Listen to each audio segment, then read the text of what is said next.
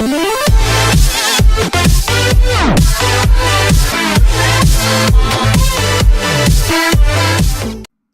Slayer Chapter 3.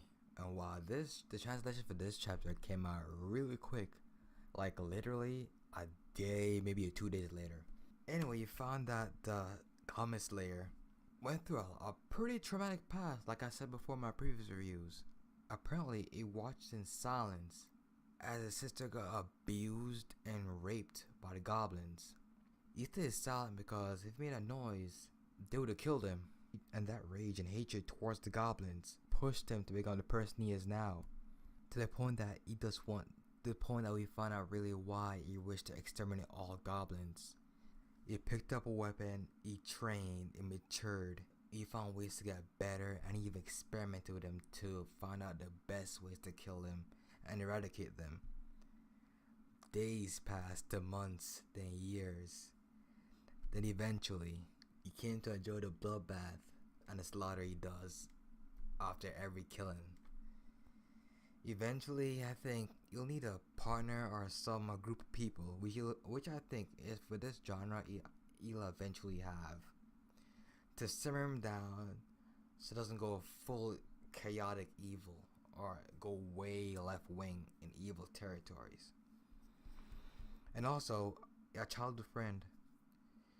Apparently, right before the attack of the goblins, maybe a day, a week or so before the attack of the goblins, he had a childhood friend with him, and apparently she left to take care of her uncle's farm along with the uncle. And I guess our luck was on her side as she left before the assault happened or the ambush happened. She met him years later, and the goblin slayer lives with her while paying rent at her uncle's cabin or on his ranch with a lot of gold. And why does he drink tea with his helmet on? Like, that makes no sense whatsoever. Like, think about it.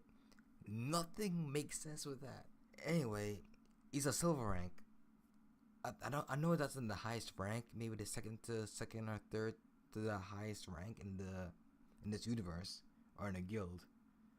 And there's other people also being dick to him, or just being like arrogant and like, you know, the normal arrogant people. They're dressed fashionable for their rank, showing their wealth, showing their experience, and showing their fallen prowess, like the wizard and the other knight. And the other lady came, which is supposed to be the same rank as the silver rank, saying, "Why is someone of his caliber wearing a dirty armor and rags, and he's the same rank as us?" And he achieved the same rank by fighting weak goblins. So I'm saying, maybe your ranking isn't determined by your fighting strength or by your achievements. You never thought of that? And I think most likely he's not just strong enough to just deal with goblins. So we know goblins are strong as children, but probably he's just strong, but just his hatred towards the goblins making us focus towards the goblins alone. So that's that, and along the fact that his child friend thinks that maybe at that one point, maybe if you had brought him along with her, like, he would have never like got so twisted or so warped in his ways. She's right. If she brought him with him, no, if you would have found out what happened to his sister, but what happened to his sister and to the villagers, but mostly his sister, he wouldn't have gotten so jaded. Which, And I got the death flaggy thing with the child friend, cause she went back to the farm alone, and she'll be by herself for a while. Either that or something's gonna happen. The way this series is like, it's like a comic kill. Someone's gonna die after a while, which I hope is not the child friend, cause I think that would push him past the breaking point. Cause I think she's the only one left from the village originally that he still holds dear to him. The mage, she can die. Technically, she can die, and he won't really feel that bad about it, because at this point in the series, he hasn't really found that big of a type of bond along with her yet. And the child friend is kind of jealous with her, cause she's threatened that he might not even want to hang out with her anymore. Which, it's not probably won't happen. Either way, I think at one point the other silver ranks will be faced a great peril, and he'll be the one to save them.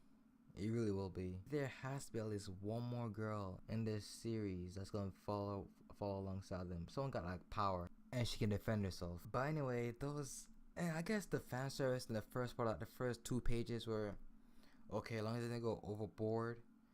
But anyway, those are my thoughts and review on Goblin Slayer Chapter 3. And wow, I think this manga is getting way more popular now. Like I said before, it got translated really fast, and a lot more people are talking about it. So there's be a lot more people on YouTube talking about this series. Well, I'd love to hear what your guys' thoughts on this chapter. This is Cryptic signing out. Bye, guys.